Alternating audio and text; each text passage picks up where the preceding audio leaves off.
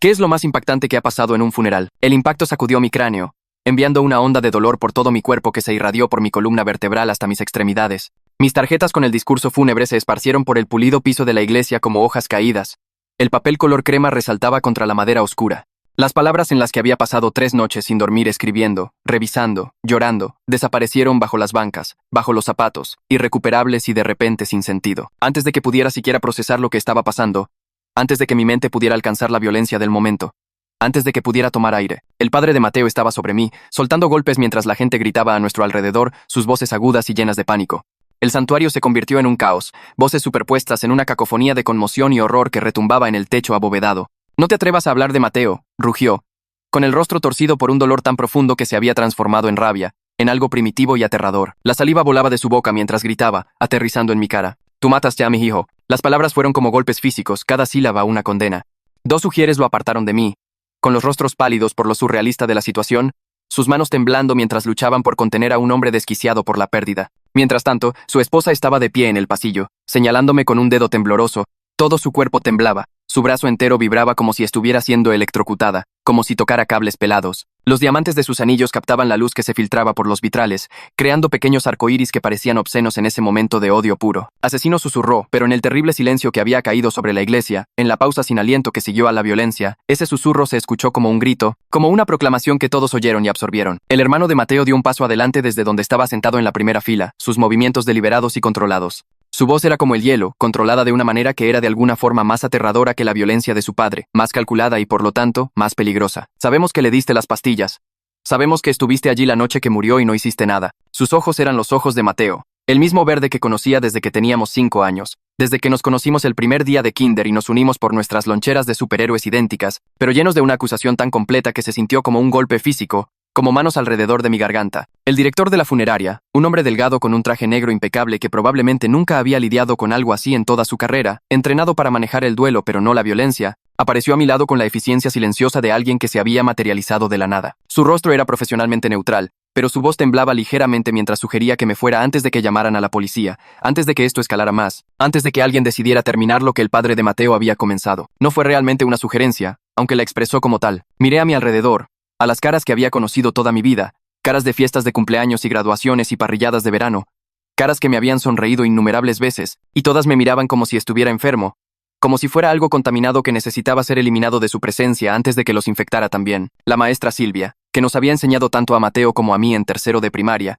que había elogiado mis habilidades de lectura y alentado mi amor por los libros, desvió la mirada cuando mis ojos se encontraron con los suyos, con la boca apretada en una delgada línea de disgusto. El entrenador Vargas, que nos había dirigido en las ligas infantiles y celebrado cuando ganamos el campeonato en segundo de secundaria, negó con la cabeza lentamente, con el asco y la decepción escritos claramente en su rostro curtido, una decepción que cortaba más profundo que la ira. Mis propios padres estaban sentados 3 filas atrás.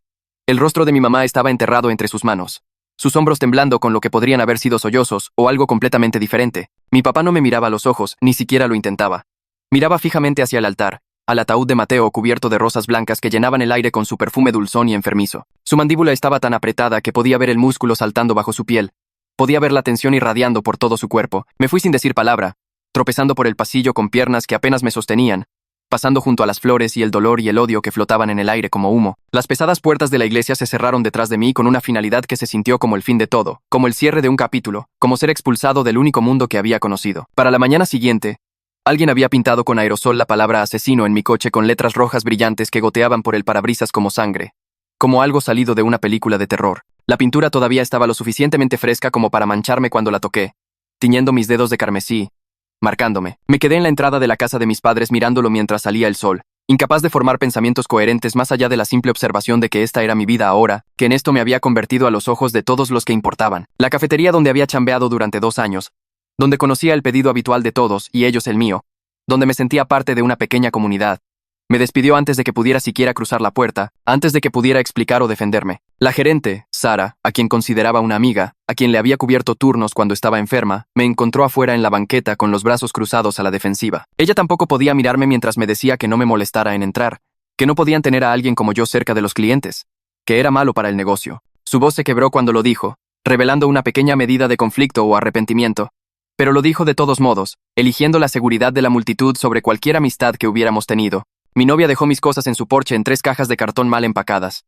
con una nota que decía no me vuelvas a contactar nunca, escrita con una letra que usualmente era tan pulcra y cuidadosa. La letra estaba temblorosa, las letras desiguales, mostrando su estado emocional. La había amado con una certeza que nunca había sentido por nada más. Pensé que ella me había amado con la misma intensidad. Habíamos hablado de mudarnos juntos, de adoptar un perro, de construir un futuro que ahora yacía destrozado a mis pies. Dentro de las cajas encontré fotos que habíamos tomado juntos, todas ellas rotas precisamente por la mitad. Mi rostro eliminado de cada recuerdo feliz. Cuando intenté explicar que nunca le había dado pastillas a Mateo, que ni siquiera estaba allí cuando murió, que no sabía de qué estaban hablando, que todo era un terrible error, la gente me miraba con tanto desprecio que dejé de intentarlo, dejé de defenderme. La verdad no importaba. Me di cuenta con una desesperación creciente. La verdad era irrelevante frente a su certeza, su necesidad de culpar a alguien, su deseo de una respuesta simple a una tragedia incomprensible. Entonces mis papás me sentaron en la mesa de la cocina donde había desayunado cada mañana de mi infancia, donde habíamos celebrado cumpleaños y festividades, y me dijeron con mucha calma, con voces desprovistas de toda emoción, como si estuvieran discutiendo el clima, que debería mudarme lejos hasta que las aguas se calmaran, hasta que la gente olvidara o encontrara a alguien más a quien odiar. Las manos de mi mamá temblaban mientras servía café, la taza traqueteando contra el plato en un ritmo que coincidía con los latidos de mi corazón. Lo había preparado como me gustaba, con crema y 2 de azúcar, un hábito tan arraigado que lo hizo automáticamente incluso ahora, incluso en este momento en que todo lo demás se había desmoronado. Mi papá no podía mirarme, en lugar de eso miraba un punto en la pared justo sobre mi hombro izquierdo, como si yo ya fuera un fantasma. Nunca me preguntaron si lo hice. Ni una vez. Ese silencio fue más fuerte que cualquier acusación, más condenatorio que cualquier palabra que pudieran haber dicho. Empaqué mi auto esa misma noche, arrojando ropa y libros y cualquier otra cosa que pudiera agarrar en maletas y cajas sin cuidado ni organización. No organicé nada.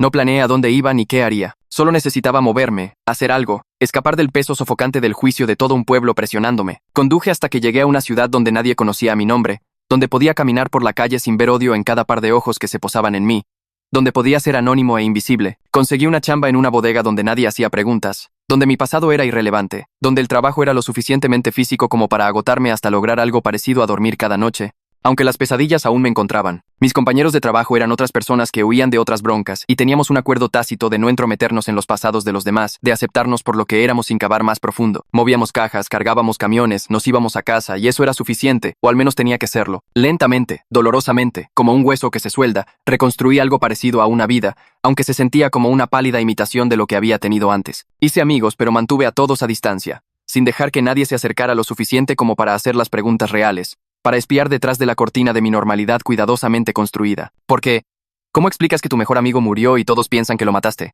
¿Cómo explicas que tus propios padres te miraron con duda en sus ojos? ¿Cómo le dices a alguien que la persona que más amabas en el mundo se ha ido y te han culpado por su ausencia? 5 largos años se arrastraron con la velocidad de la erosión, de los glaciares tallando la piedra, cada día mezclándose con el siguiente en un flujo monótono de despertar, trabajar, dormir, repetir, un ciclo sin fin que me mantenía avanzando sin realmente vivir. El dolor agudo de esos primeros meses se atenuó hasta convertirse en algo manejable, algo que podía cargar sin colapsar bajo su peso.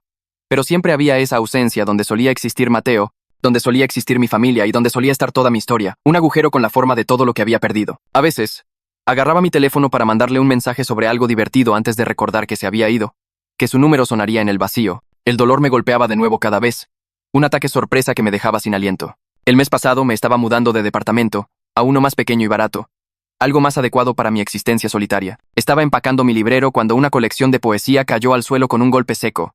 El golpe me sacó del ritmo automático en el que había caído, rompiendo el entumecimiento. Mateo me lo había regalado para mi cumpleaños el año antes de morir, envuelto en las tiras cómicas del periódico porque nunca se molestaba en comprar papel de regalo adecuado, porque pensaba que las monitos eran más personales de todos modos. Le había dado las gracias, lo había puesto en el estante y nunca lo abrí, porque nunca me había gustado mucho la poesía y él lo sabía. Me lo había dado de todos modos con esa media sonrisa que significaba que me estaba retando a probar algo nuevo, a expandir mis horizontes. Un sobre se cayó cuando golpeó el suelo, revoloteando como un pájaro herido, bailando en el aire antes de posarse en el piso desnudo. Mi nombre estaba escrito en él con la letra de Mateo. Los familiares bucles y trazos que había visto en 1000 notas pasadas en clase, en tarjetas de cumpleaños, en listas de compras para los viajes de campamento que hicimos en la prepa. Se me durmieron las manos. Toda sensación se drenó de mis dedos. La carta estaba fechada 3 días antes de que muriera, antes de que todo terminara. Si estás leyendo esto, algo me pasó y necesitas saber la verdad.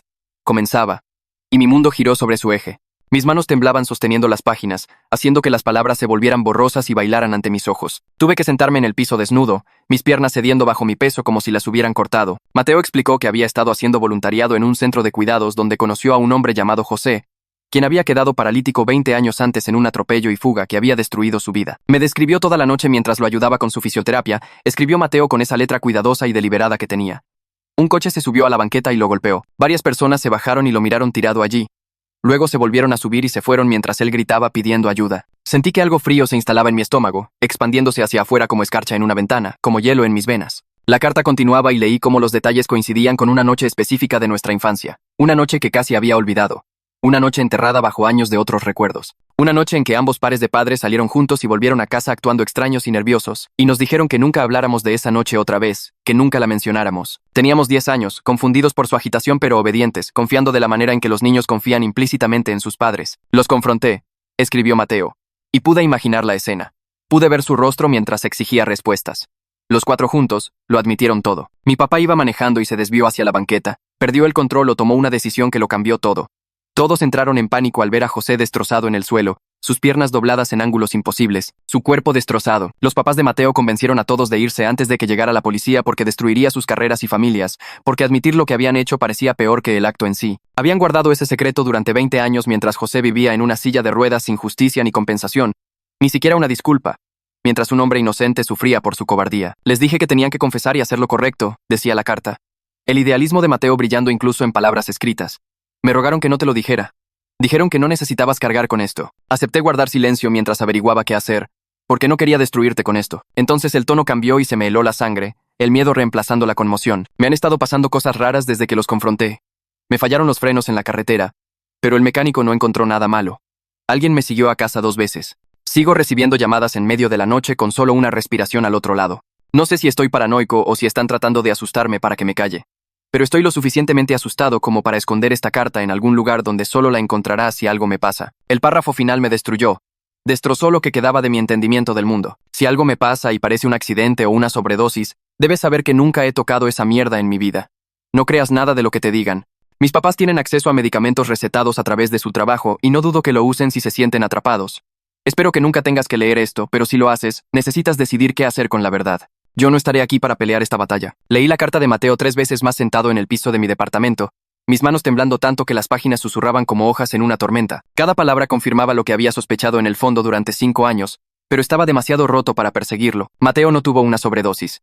Mis papás y sus papás lo asesinaron para proteger su secreto. Había estado viviendo en el exilio por un crimen que no cometí, mientras los verdaderos asesinos andaban libres. La carta temblaba en mi mano mientras trazaba la letra de Mateo con el dedo, memorizando cada bucle y curva como si de alguna manera pudiera traerlo de vuelta estudiando la forma en que formaba sus letras. Sentía el pecho apretado, comprimido como si alguien hubiera envuelto bandas de acero alrededor de mis costillas, y las estuviera apretando lentamente. Las paredes desnudas del departamento parecían cerrarse a mi alrededor mientras la verdad se asentaba en mis huesos con un peso que dificultaba la respiración. Lo primero que hice fue fotografiar cada página de la carta de Mateo con mi teléfono, asegurándome de que cada toma fuera clara y legible. Envié las fotos por correo electrónico a 3 cuentas diferentes, incluida una que acababa de crear específicamente para este propósito. Luego la subí al almacenamiento en la nube, creando copias de seguridad de las copias de seguridad. Aprendí del error de Mateo.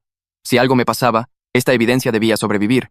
Y no iba a dejar nada al azar esta vez. Mis dedos se movían rápido por la pantalla del teléfono, impulsados por el miedo de que alguien pudiera irrumpir por mi puerta en cualquier momento para detenerme. Cada carga exitosa se sentía como una pequeña victoria, una póliza de seguro contra las personas que ya habían demostrado que matarían para mantener su secreto enterrado. Llamé a mi trabajo en la bodega para reportarme enfermo por primera vez en 5 años. Mi supervisor respondió al tercer timbrazo, sonando molesto por la llamada temprano en la mañana. Le dije que tenía una intoxicación alimentaria, forzando mi voz a sonar débil y tensa, lo cual no fue difícil dado cómo se me revolvía el estómago en realidad. Murmuró algo sobre encontrar cobertura para mi turno y colgó sin hacer preguntas. Pasé el día entero investigando en línea el caso de atropello y fuga de José, encorvado sobre mi laptop en la mesa de la cocina con un café frío que desarrollaba una película a mi lado. Los archivos del periódico local de hace 20 años describían a un hombre de 30 años paralizado en una banqueta sin testigos, sin sospechosos, y un caso que se enfrió en meses. Los artículos pintaban a José como una víctima aleatoria de un conductor descuidado que entró en pánico y huyó, sin imaginar nunca que 4 personas habían elegido deliberadamente dejarlo roto y sangrando. Encontré el centro de cuidados donde vivía José a través de las menciones del artículo y los registros de servicios sociales que fueron sorprendentemente fáciles de localizar con búsquedas básicas en Internet. Mi corazón latía con fuerza mientras me daba cuenta de que estaba a punto de conocer al hombre cuyo sufrimiento causó mi padre, cuya vida fue destruida para que mis padres pudieran proteger sus carreras y reputaciones. Escribí la dirección en un trozo de papel, mi letra temblorosa y desigual. El centro se llamaba Casa de Reposo El Buen Samaritano, un nombre que sonaba pacífico y tranquilo, completamente en desacuerdo con la violencia que había puesto a José allí. Me quedé mirando la dirección hasta que los números se volvieron borrosos, imaginando qué le diría, cómo le explicaría por qué estaba allí sin revelar todo de inmediato. A la mañana siguiente, conduje 3 horas hasta el centro de cuidados de José, un edificio limpio pero institucional que olía a desinfectante y verduras hervidas. El olor me golpeó tan pronto como entré por las puertas automáticas, haciendo que mi estómago se revolviera. Luces fluorescentes zumbaban en lo alto, arrojando todo en un duro resplandor blanco que hacía que las paredes beige parecieran aún más deprimentes. Me acerqué a la recepción donde una mujer de aspecto cansado con uniforme médico tecleaba en una computadora. Le dije que era el sobrino de José que visitaba desde fuera de la ciudad. La mentira salió más fácil de lo que esperaba. Apenas levantó la vista de su pantalla, solo señaló un pasillo y me dijo habitación 117, sin revisión de identificación, sin registro de visitantes, sin preguntas sobre por qué un sobrino del que aparentemente nunca habían oído hablar aparecía de repente.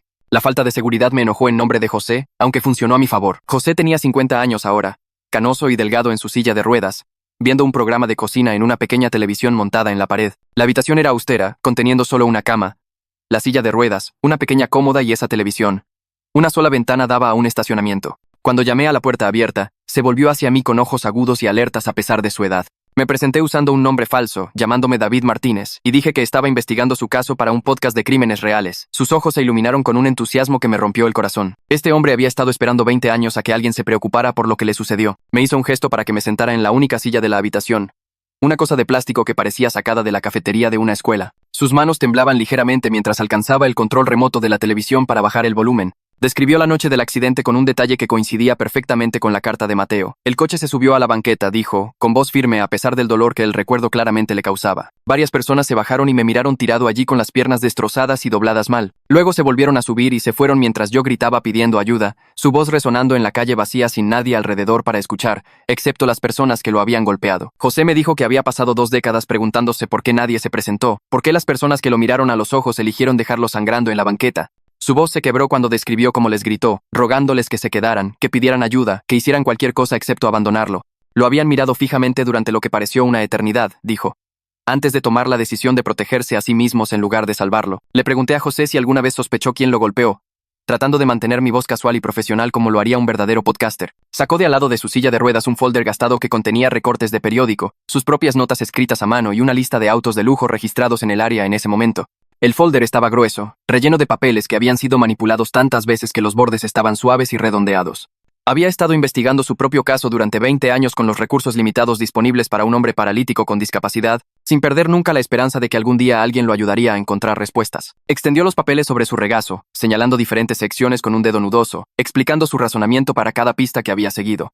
Su dedicación era impresionante y desgarradora en igual medida. Cuando vi el nombre de mi padre en la lista de posibles sospechosos de José, uno de los 43 propietarios de autos de lujo en el área ese año, se me cayó el estómago y tuve que disculparme para ir al baño a vomitar. La coincidencia era demasiado precisa, demasiado exacta para ser otra cosa que una confirmación. Me di cuenta de que Mateo debió haber hecho la misma conexión cuando José describió el accidente durante sus sesiones de fisioterapia. Debió haber sentido este mismo reconocimiento enfermizo. Me incliné sobre el inodoro en el pequeño baño de José, mi cuerpo temblando mientras devolvía el desayuno que apenas había podido comer esa mañana. El baño olía a limpiador industrial y tuberías viejas. Cuando finalmente me levanté y me miré en el espejo, mi rostro estaba pálido y sudoroso, mis ojos enrojecidos. Me eché agua fría en la cara y traté de recomponerme antes de volver a salir para enfrentar a José, sabiendo que aún no podía decirle que había encontrado su respuesta. Pasé la semana siguiente en mi trabajo en la bodega moviendo cajas en piloto automático mientras mi mente corría a través de posibilidades y planes. Mis compañeros de trabajo notaron que estaba distraído y me preguntaron si todo estaba bien, sus voces atravesando la niebla en mi cabeza. Solo murmuré algo sobre problemas familiares y mantuve la cabeza gacha, sabiendo que no podía decirle a nadie lo que estaba planeando hasta que tuviera pruebas sólidas. El trabajo físico ayudó en cierto modo, dando a mis manos algo que hacer mientras mi cerebro trabajaba en las implicaciones de lo que había aprendido. Levantaba, cargaba y apilaba, mis músculos ardiendo por el esfuerzo, mientras resolvía mi próximo movimiento. Cada noche, llegaba a casa exhausto y caía en la cama, pero el sueño nunca llegaba fácil. Me quedaba despierto mirando el techo, viendo la cara de José y la letra de Mateo, y el nombre de mi padre en esa lista, todo arremolinándose en mi mente hasta que salía el sol y tenía que hacerlo todo de nuevo. Durante mi hora de comida al día siguiente, me senté en mi coche en el estacionamiento de la bodega y busqué artículos de periódico antiguos en mi teléfono hasta que encontré el nombre de Ariadna Campos listado como la reportera que cubrió el accidente de José hace 20 años. Llamé a la oficina del periódico y pedí hablar con ella, mi corazón latiendo tan fuerte que podía sentirlo en mi garganta. La recepcionista me transfirió y Ariadna respondió al segundo timbrazo con una voz que sonaba cansada pero alerta. Le dije que estaba investigando el caso de atropello y fuga de José y que quería hablar sobre su cobertura. Se quedó callada por un momento. Luego dijo que recordaba ese caso como si fuera ayer, que le había molestado durante 2 décadas porque algo se sentía mal acerca de lo rápido que se cerró la investigación. Accedió a reunirse conmigo para tomar un café ese fin de semana en una fonda a medio camino entre nuestras ciudades. Pasé el resto de mi turno moviendo cajas con mi mente en otro lugar, repasando lo que le diría y cuánto debería revelar. El sábado por la mañana conduje 2 horas hasta la fonda, un lugar llamado El Rincón que parecía no haber sido actualizado desde los años 80, con asientos de vinilo rojo y un piso de tablero de ajedrez blanco y negro. Ariadna ya estaba allí cuando llegué, sentada en una mesa de la esquina con un gastado folder de cuero frente a ella. Tendría unos 50 años, con mechones grises en su cabello oscuro y ojos agudos que me estudiaron mientras me deslizaba en el asiento frente a ella. Me acercó una taza de café sin preguntar si quería, y abrió el folder para revelar páginas de notas escritas a mano y documentos fotocopiados. Me dijo que 3 testigos se presentaron inicialmente después del accidente de José, todos describiendo un sedán de lujo oscuro que se subió a la banqueta. Pero en una semana, los 3 testigos volvieron a llamar y dijeron que estaban equivocados, que no habían visto nada claramente después de todo. El detective principal del caso, un tipo llamado Garza, fue transferido repentinamente a un departamento diferente antes de que pudiera dar seguimiento a los registros de los autos y toda la investigación simplemente murió. Ariadna golpeó con el dedo uno de los documentos y dijo que siempre sospechó que alguien con influencia había hecho desaparecer el caso. Pero ella era una reportera junior en ese entonces y nadie escucharía sus preocupaciones. Saqué la carta de Mateo del bolsillo de mi chaqueta. La página ahora estaba suave de tanto doblarla y desdoblarla. Le hice prometer que no publicaría nada hasta que yo dijera que era seguro, y ella asintió lentamente, sus instintos de reportera claramente luchando con la curiosidad. Leyó la carta 2 veces, su expresión cambiando de interés a conmoción y a algo parecido al reconocimiento. Cuando me miró, sus ojos eran diferentes, comprensivos, reemplazando la distancia profesional. Me preguntó si yo era el amigo al que culparon en el funeral de Mateo, el que todos decían que lo había matado. Asentí, y ella se recostó en el asiento, dejando escapar un largo suspiro. Dijo que también cubrió ese funeral, que recordaba el caos y las acusaciones y que ahora entendía por qué desaparecía hace 5 años. Ariadna me dijo que me ayudaría a investigar en silencio, que podía usar sus credenciales de prensa para acceder a registros que yo no podía obtener por mi cuenta. 3 días después me llamó al trabajo y dijo que encontró algo sobre el detective Garza. Se jubiló anticipadamente 6 meses después de ser transferido del caso de José y compró una casa en Cuernavaca que costaba 3 veces su salario anual. Sentí que algo hacía clic en mi cabeza, otra pieza del rompecabezas encajando. Compré un celular de prepago en una tienda de conveniencia esa noche y pasé 1 hora investigando podcasts de crímenes reales para poder sonar convincente. A la mañana siguiente llamé al número de Garza, que Ariadna había sacado de los registros públicos, y le dije que estaba investigando casos sin resolver para un podcast. Estaba retirado, aburrido y sorprendentemente ansioso por hablar, especialmente cuando mencioné el nombre de José y el sedán de lujo oscuro que nunca se encontró. Garza empezó a hablar y no paró durante 40 minutos. Me dijo extraoficialmente que su capitán lo presionó para que abandonara la investigación, que el capitán recibió presión de alguien más arriba en el gobierno local. Nunca descubrió quién exactamente hizo desaparecer el caso, pero 3 semanas después de que lo transfirieron de departamento, encontró un sobre en su buzón con 500,000 pesos en efectivo y una nota que decía fondo de retiro. Olvídate del tipo de la silla de ruedas. Su voz se volvió queda cuando me contó esa parte, como si estuviera avergonzado pero también a la defensiva sobre su elección. Le di las gracias y colgué, mis manos temblando tanto que casi se me cae el teléfono.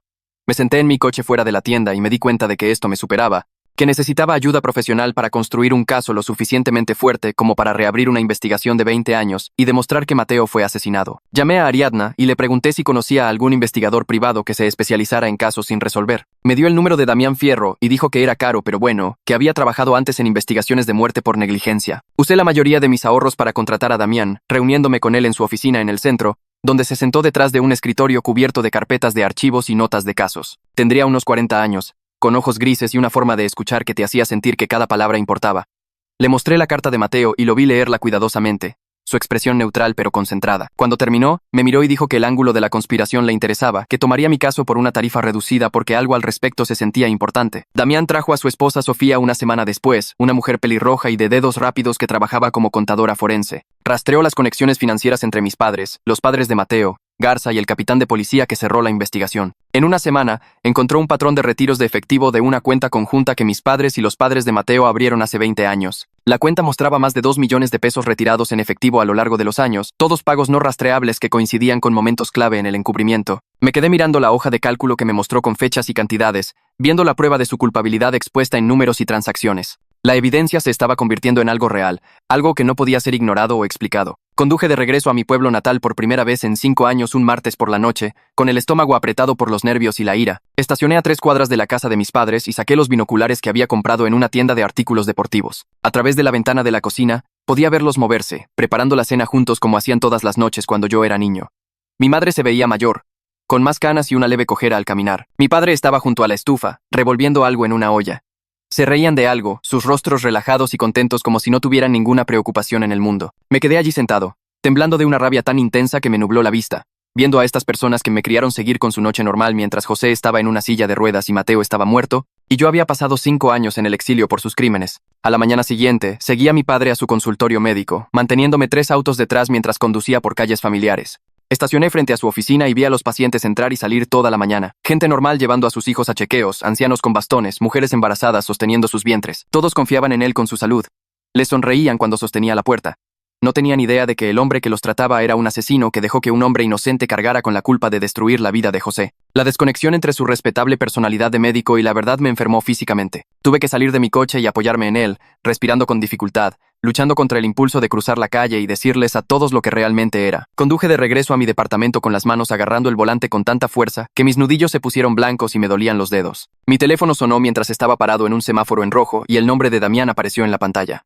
Respondí y comenzó a hablar rápido, su voz emocionada de una manera que no le había escuchado antes. Encontró el informe original de la autopsia de Mateo enterrado en archivos en la oficina del médico forense, y el análisis toxicológico mostraba niveles de sedantes que no coincidían en absoluto con el uso recreativo. Las cantidades eran consistentes con la ingestión forzada, con alguien que sabía exactamente lo que estaba haciendo administrando dosis específicas, diseñadas para detener la respiración sin dejar signos evidentes. El médico forense había notado moretones inusuales en la parte superior de los brazos de Mateo, en un patrón consistente con la sujeción, con alguien sujetándolo, pero el departamento de policía presionó al forense para que lo dictaminara como una sobredosis accidental de todos modos. Damián dijo que el patrón de los moretones coincidía con lo que vería si 2 personas agarraran los brazos de alguien y los sujetaran mientras una tercera persona le metía pastillas por la garganta. Me orillé en un estacionamiento porque mis manos temblaban demasiado para conducir y tuve que poner el teléfono en altavoz porque no podía sostenerlo firme. Damián siguió hablando, explicando cómo la combinación específica de sedantes requería acceso a medicamentos recetados de múltiples categorías controladas. El tipo de acceso que mi madre tenía a través de su trabajo en la farmacia y el padre de Mateo tenía a través de su práctica médica. La evidencia se estaba acumulando en algo concreto, algo que no podía explicarse o descartarse.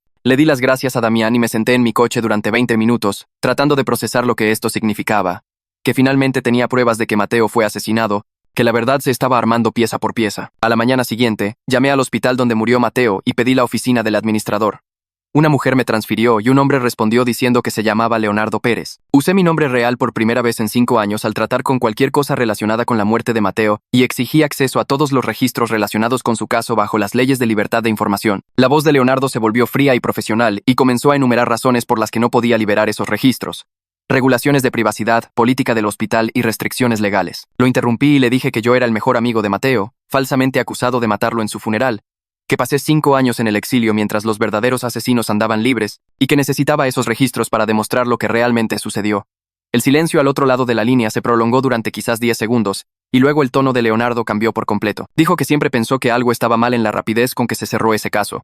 Cómo la policía apareció, tomó declaraciones y luego todo se detuvo sin seguimiento ni investigación. Me dijo que fuera a su oficina al día siguiente y vería qué podía hacer. Conduje 3 horas de regreso a mi pueblo natal la tarde siguiente y me reuní con Leonardo en su oficina en el 4º piso del hospital. Tendría unos 50 años, con cabello gris y ojos cansados que parecían haber visto demasiadas cosas malas. Cerró la puerta de su oficina, sacó una memoria USB del cajón de su escritorio y me la entregó. Explicó que su departamento de TI había archivado las grabaciones de seguridad de la noche en que murió Mateo, aunque recibieron órdenes de borrarlas, que el director de TI pensó que la solicitud de eliminación era sospechosa y guardó una copia de seguridad por si acaso. Conecté la memoria USB a mi laptop allí mismo en su oficina y vimos las grabaciones juntos. La marca de tiempo mostraba a mi madre y al padre de Mateo entrando en el edificio de apartamentos de Mateo a las 8:15 de la noche, 2 horas antes de que se encontrara el cuerpo de Mateo. Llevaban un maletín médico entre ellos, del tipo que usan los médicos para visitas a domicilio. Las imágenes los mostraban saliendo a las 9:45 sin el maletín, caminando rápidamente hacia su auto con la cabeza gacha. Lo vi 3 veces, mi estómago revolviéndose cada vez que veía la cara de mi madre en esa pantalla, viéndola entrar a ese edificio sabiendo lo que estaba a punto de hacer. Leonardo me hizo una copia de la grabación y me dijo que su esposa, Melissa, trabajaba como experta en toxicología en un laboratorio privado al otro lado de la ciudad. La llamó mientras yo estaba sentado allí y le explicó la situación, y ella accedió a reunirse conmigo esa misma tarde. Conduje hasta el laboratorio, y encontré a Melissa en una pequeña oficina llena de carpetas de archivos y libros de referencia. Era más joven que Leonardo, quizás de 40 años, con el pelo rojo recogido en un moño apretado. Le mostré el informe de la autopsia que Damián había encontrado y pasó 1 hora revisando los resultados de toxicología con una pluma y un bloc de notas, haciendo cálculos y revisando materiales de referencia. Confirmó que los niveles de sedantes indicaban que alguien con conocimientos médicos había administrado las drogas, que la combinación específica utilizada requeriría acceso a medicamentos recetados de al menos 3 categorías diferentes de sustancias controladas. Explicó cómo las dosis se calcularon cuidadosamente para causar insuficiencia respiratoria que parecería una sobredosis accidental para cualquiera que no examinara los resultados de cerca. La precisión de esto la hizo estar segura de que no se trataba de uso recreativo de drogas o incluso de un suicidio, sino de un asesinato planeado llevado a cabo por personas que entendían de farmacología y tenían acceso a medicamentos restringidos. Le di las gracias y conduje de regreso a mi departamento con la memoria USB y su análisis escrito, sintiendo como si llevara en el bolsillo la evidencia de la culpa de mis propios padres. Durante la semana siguiente, trabajé con Damián para compilar todo en un solo archivo completo. Organizamos la carta de Mateo, el testimonio de José sobre el atropello y fuga, las notas de investigación originales de Ariadna de hace 20 años, la confesión de Garza sobre haber sido sobornado para abandonar el caso, los registros financieros que Sofía había rastreado mostrando los pagos en efectivo, las grabaciones de seguridad del hospital y el análisis de toxicología de Melissa. Cada pieza de evidencia por sí sola era circunstancial. Tal vez podría explicarse, pero cuando se veían juntas como un patrón, contaban una historia clara de conspiración y asesinato. Damián imprimió todo y lo puso en un grueso folder con pestañas que separaban cada sección, facilitando seguir la línea de tiempo desde el atropello original hasta la muerte de Mateo y el encubrimiento. Sostuve ese folder en mis manos y me di cuenta de que estaba sosteniendo la verdad que podía destruir a mis padres y a los padres de Mateo, podía enviarlos a todos a prisión, podía finalmente limpiar mi nombre después de 5 años de exilio. El peso de eso se sentía a la vez aplastante y liberador. Conduje hasta la estación de policía de mi pueblo un martes por la mañana, cuando sabía que no estaría demasiado ocupado. Me acerqué al mostrador de recepción y pedí hablar con el detective asignado actualmente a casos sin resolver. El oficial del mostrador hizo una llamada telefónica y me dijo que esperara en el vestíbulo. 20 minutos después, una mujer de unos 40 años salió por el pasillo vistiendo pantalones y un blazer, con una placa de detective prendida en el cinturón. Se presentó como la detective Morales y preguntó de qué se trataba. Cuando le dije mi nombre, vi un destello de reconocimiento en su rostro de inmediato. Sabía quién era yo, recordaba el archivo de Mateo, recordaba las acusaciones en el funeral.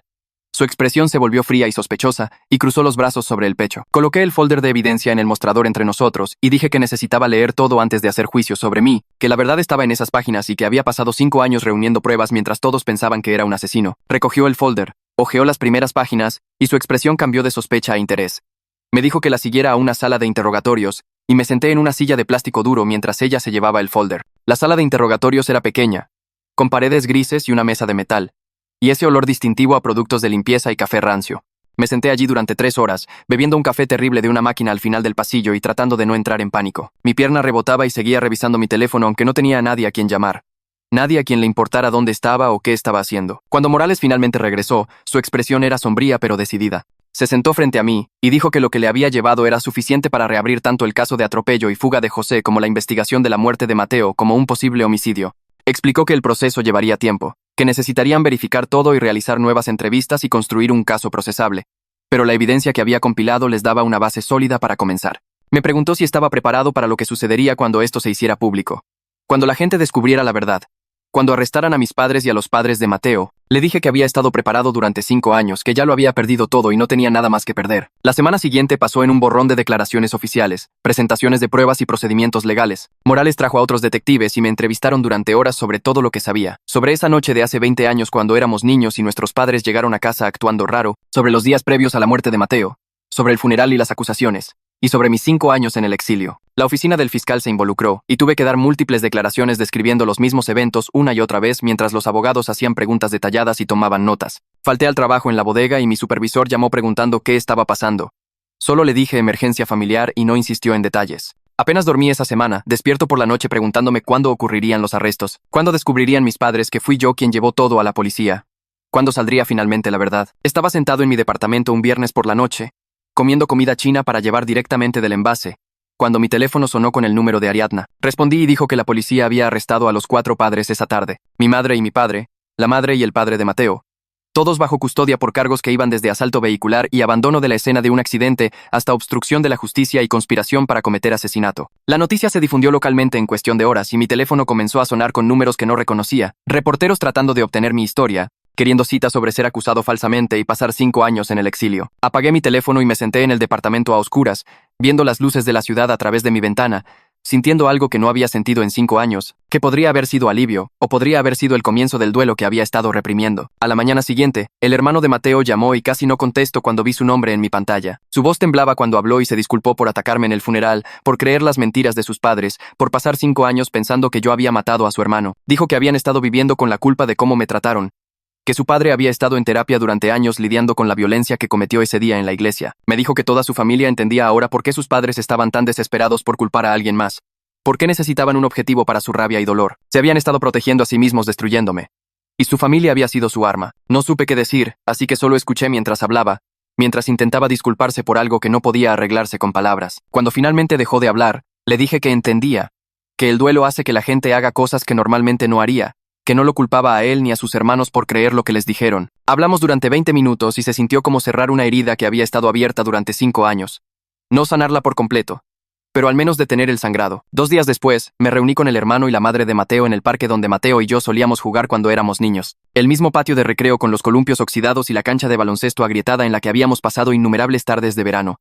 Su madre se veía más pequeña de lo que recordaba, más delgada, con mechones grises en el cabello que no estaban allí hace 5 años. Comenzó a llorar en el momento en que me vio caminando por el césped hacia la banca donde estaban esperando. Se disculpó una y otra vez, las palabras saliendo a trompicones entre sollozos, sobre cómo el padre de Mateo había torcido su dolor en algo feo. La había convencido de que yo era responsable cuando, en el fondo, sabía que algo se sentía mal en toda la historia. Me dijo que había pasado 5 años odiándose a sí misma por creer las mentiras, por señalarme en esa iglesia y llamarme asesino, pero que no había sabido cómo encontrarme o si yo querría saber de ella después de lo que hicieron. El hermano de Mateo se sentó a su lado con las manos entrelazadas entre las rodillas, mirando al suelo.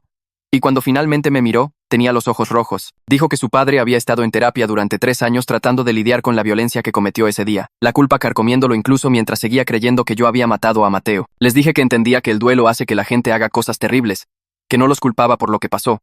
Y la madre de Mateo me tomó las manos y me las apretó con tanta fuerza que dolió. La semana siguiente, José me llamó después de que la detective Morales lo entrevistara como testigo clave, y su voz sonaba más fuerte de lo que nunca la había oído, llena de algo que solo podría describir como alivio mezclado con vindicación. Me dijo que nunca pensó que vería justicia en su vida, que había pasado 20 años en esa silla de ruedas preguntándose si a alguien le importaría alguna vez lo que le pasó en esa banqueta. Aunque le robaron 2 décadas de su vida, dijo que saber que la verdad estaba saliendo a la luz y ver a los responsables finalmente enfrentando las consecuencias, le trajo una paz que no había sentido desde la noche del accidente. Me agradeció por no rendirme, por creer en la carta de Mateo y seguir adelante cuando habría sido más fácil dejarlo todo enterrado. El juicio comenzó 3 meses después y duró 4 meses en total. Asistí todos los días de testimonio, sentado en la última fila de la sala del tribunal, observando cómo la fiscalía presentaba la abrumadora evidencia pieza por pieza. Las grabaciones de seguridad del hospital se reprodujeron en las pantallas, mostrando a mi madre y al padre de Mateo entrando a su edificio con ese maletín médico. Melissa testificó sobre los resultados de toxicología y cómo las combinaciones de drogas requerían conocimiento médico y acceso a medicamentos recetados. Garza subió al estrado y admitió que le habían pagado para abandonar la investigación sobre el atropello de José. Sofía guió al jurado a través de los registros financieros que mostraban 2 millones de pesos en retiros de efectivo durante 20 años. Mi padre me miró una vez al otro lado de la sala durante la tercera semana de testimonio, su expresión mezclando arrepentimiento, ira y vergüenza en algo que no pude leer por completo, pero nunca intentó hablar conmigo ni ofrecer ninguna explicación por lo que habían hecho. Mi madre mantuvo la mirada baja durante todo el juicio, sin mirarme ni una sola vez. Los padres de Mateo se sentaron con cara de piedra durante la mayor parte, hasta que la fiscalía reprodujo grabaciones de los mensajes de voz de Mateo a sus amigos en las semanas previas a su muerte, hablando de lo asustado que estaba. Entonces la madre de Mateo rompió a llorar mientras su esposo miraba al frente con la mandíbula apretada. El jurado deliberó durante 2 días antes de regresar con veredictos de culpabilidad por múltiples cargos para los 4 padres. El juez se tomó otra semana antes de dictar sentencia, y cuando llegó ese día, la sala del tribunal estaba repleta de gente de mi pueblo, con José en su silla de ruedas en la primera fila, con Ariadna, Damián y la detective Morales, todos allí para verlo hasta el final. El juez sentenció a mi padre a 15 años por el atropello y fuga y la conspiración para cometer asesinato, a mi madre a 10 años como cómplice. Y los padres de Mateo recibieron 12 años cada uno por el asesinato de Mateo y su papel en el encubrimiento. Mientras los alguaciles se los llevaban esposados, mi padre me miró una última vez con una expresión que todavía no puedo describir del todo, y luego desaparecieron por la puerta lateral que conducía a las celdas de detención. Sentí que algo se levantaba de mi pecho, algo que había estado cargando durante 5 años, un peso tan pesado que había olvidado lo que se sentía respirar sin que me oprimiera. Finalmente, me permití llorar. Por Mateo, por José, por la amistad y la familia que perdí, y por la justicia que llegó demasiado tarde, pero que finalmente llegó.